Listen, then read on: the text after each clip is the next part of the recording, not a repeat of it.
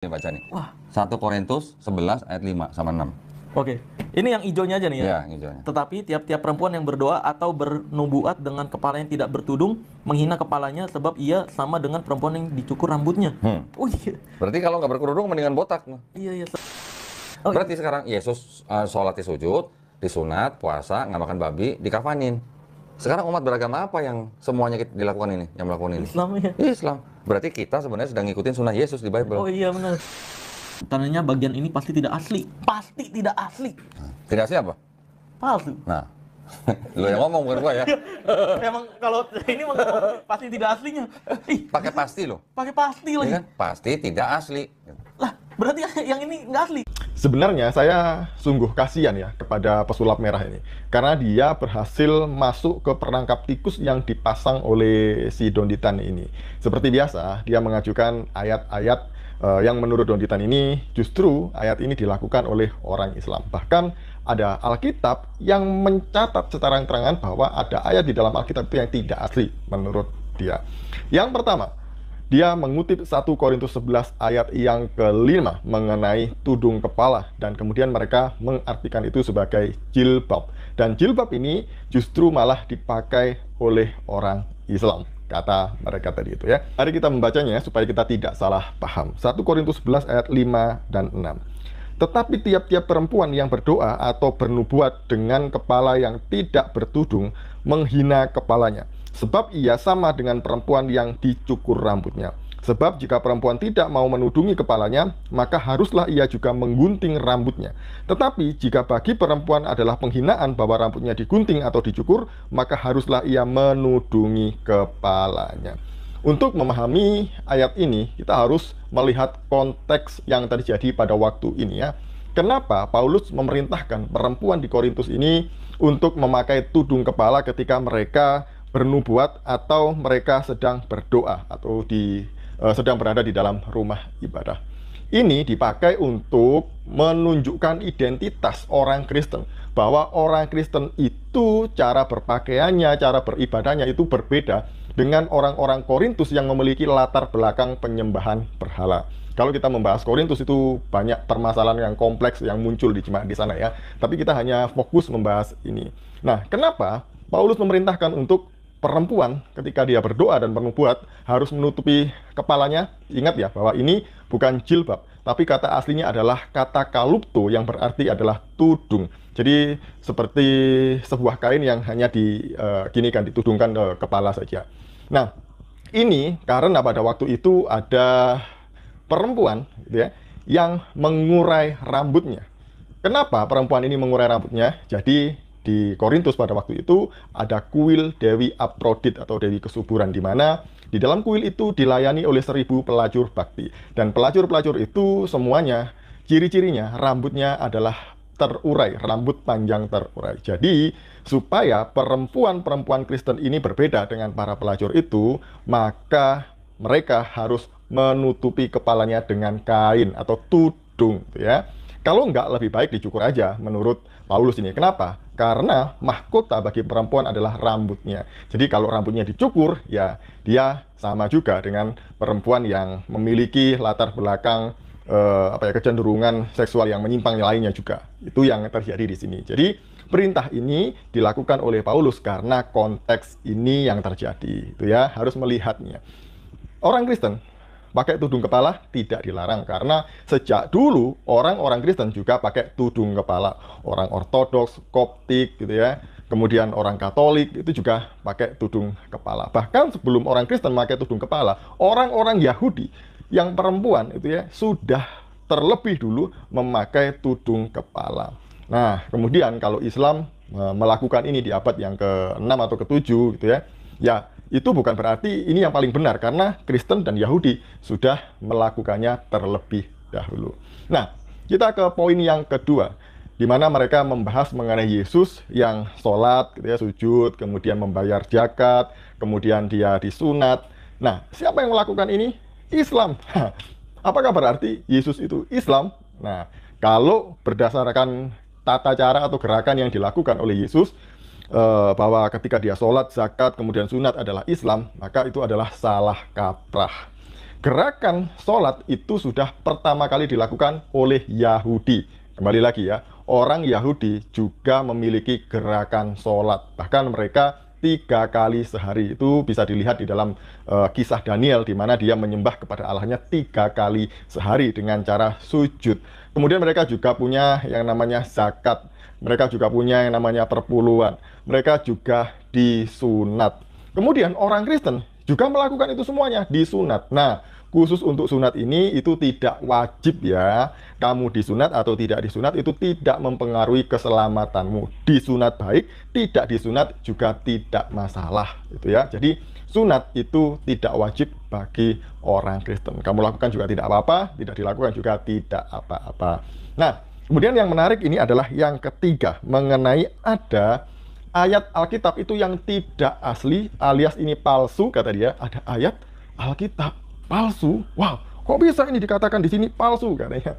Saya tahu yang dimaksud ini adalah 1 Yohanes pasal yang ke-5 ayat 7 dan 8 yang disebut dengan koma Johanneum atau Johannin koma. Ini sudah tidak asing lagi kalau banyak orang apalagi di luar Kristen kemudian menuduh ayat ini sebagai ayat yang palsu ya, karena tidak terdapat di dalam teks asli bahasa Yunani menurut mereka. Nah, untuk ini saya sebenarnya sudah membahas dalam satu jurnal ya. Saya sudah menampilkan data-data akademis ya. Dan bahkan saya sudah menjawabnya secara akademis karena ini sudah publish di salah satu jurnal di Indonesia gitu ya. Nah, judul jurnal saya itu adalah menjawab tuduhan koma Johanneum 1 Yohanes 5 ayat 78 sebagai ayat palsu melalui tulisan bapak-bapak gereja. Melalui tulisan saya ini, karya ilmiah saya ini, saya bisa membuktikan bahwa 1 Yohanes 5 ayat 7 dan 8 ini adalah ayat yang asli. Ingat ya bahwa ini ayat yang asli. Kenapa asli? Karena ayat ini ada di dalam Vetus Latina, yaitu teks tertua dalam bahasa Latin kuno. Jadi Vetus Latina ini adalah teks tertua dalam bahasa Latin. Nah, ini ditulis atau disalin sekitar tahun 150 Masehi. Bayangin ya, ini adalah tahun yang sangat mendekati dengan tahun penulisan 1 Yohanes 5 ayat 7 dan 8 ini. Dan kemudian selain di dalam Vetus Latina, ini juga dikutip oleh bapak-bapak gereja. Bahkan Vetus Latina ini lebih tua dibandingkan dengan Codex Vaticanus dan juga Codex Sinaiticus yang ditulis sekitar pertengahan abad yang keempat. Nah, siapa saja bapak gereja yang mengutip ayat ini? Yang pertama itu adalah Tertullianus tahun 155 sampai 245 Masehi.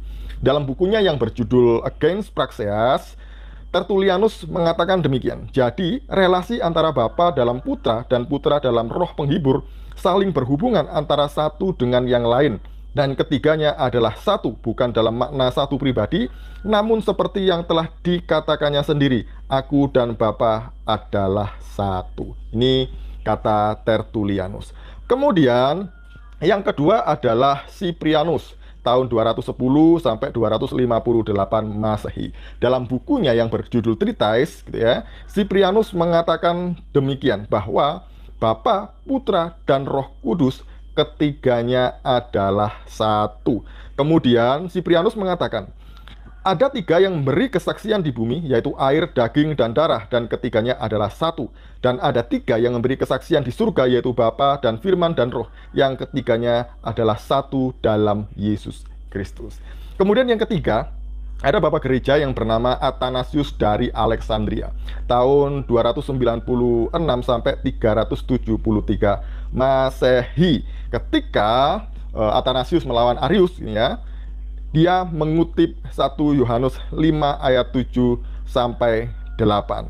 Dia berkata demikian, bahwa Bapa, Anak dan Roh Kudus ketiganya adalah satu dalam Tritunggal Kudus. Kemudian ada banyak lagi ya bapak-bapak gereja yang mengutip ayat ini, seperti Origenes, kemudian Agustinus, kemudian Priscilia, kemudian Hieronymus, ada Gregorius Nazianzus, kemudian Yohanes Chrysostomos, kemudian beberapa manuskrip seperti Codex Ravianus, Codex Britannicus, catatan pinggir teks 88 dan 629 dan teks E tahun 735 Masehi.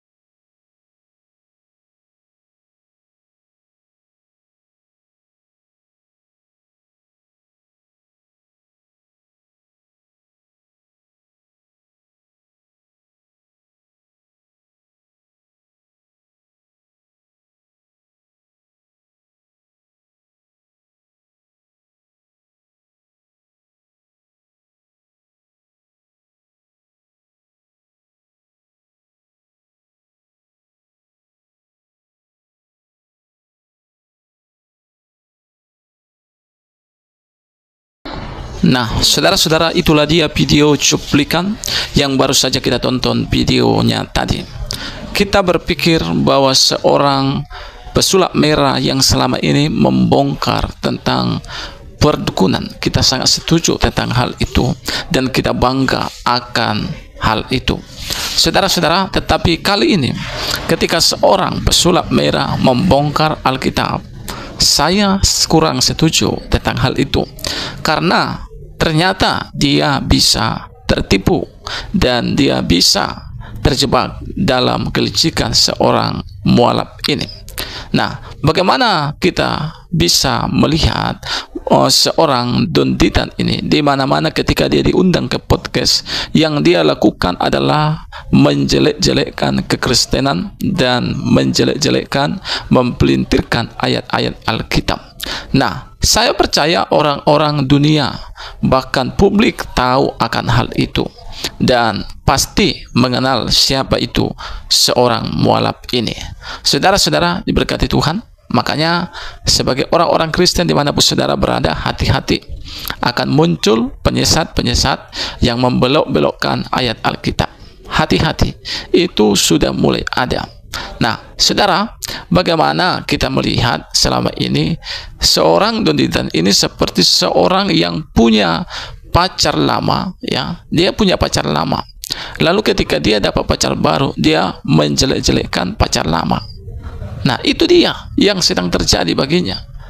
Ketika dia mendapatkan suatu agama yang baru saat ini, dia menjelek-jelekkan, bahkan mempelintirkan ayat Alkitab. Saudara pasti tahu akan hal ini.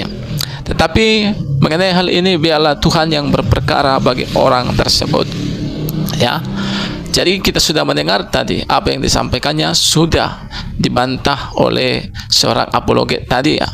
Nah, teman-teman yang diberkati Tuhan, marilah kita sebagai orang-orang Kristen jangan mau tertipu dengan hal-hal seperti ini, ya. Jadi penyesat itu bukan hanya ada dulu, tapi sekarang pun masih ada dan berkeliaran. Hati-hati. Firman Tuhan katakan setiap orang yang tidak mengakui Yesus sebagai anak Allah, sebagai Kristus ataupun Allah yang menjadi manusia, jangan engkau mendengarkan mereka, tolaklah mereka, kata firman Tuhan. Karena orang-orang yang menyangkal Yesus Kristus, upah mereka adalah kebinasaan. Kenapa? Karena awalnya mereka sudah mengenal Kristus. Bagaimana kita tahu Kristus itulah yang menebus dosa-dosa kita. Tetapi ketika kita sudah tahu akan hal itu, kita tinggalkan, itu namanya murtad. Firman Tuhan katakan, aku tidak berkenan kepada mereka yang mundur. Apakah Tuhan mengasihi mereka? Tuhan mengasihi mereka. Tapi Tuhan tidak berkenan akan kemurtadan. Apalagi dia bukan hanya tersesat, dia menyesatkan banyak orang. Ini yang menjadi berbahaya. Kalau hanya dia yang tersesat, mungkin dia salah jalan, ya, mungkin dia keliru. Tetapi kalau ini dia sudah tersesat dan dia menyesatkan banyak orang, inilah yang sangat berbahaya, ya. Puji Tuhan teman-teman, mungkin hanya ini yang bisa saya sampaikan. Kiranya video ini mengedukasi, video ini memberkati kita, dan video ini menambah wawasan kita. Kalau saudara terberkati dengan video ini, jangan lupa di like, komen, subscribe, dan juga share sebanyak mungkin. Tuhan memberkati kita. Shalom, dan sampai jumpa di video selanjutnya.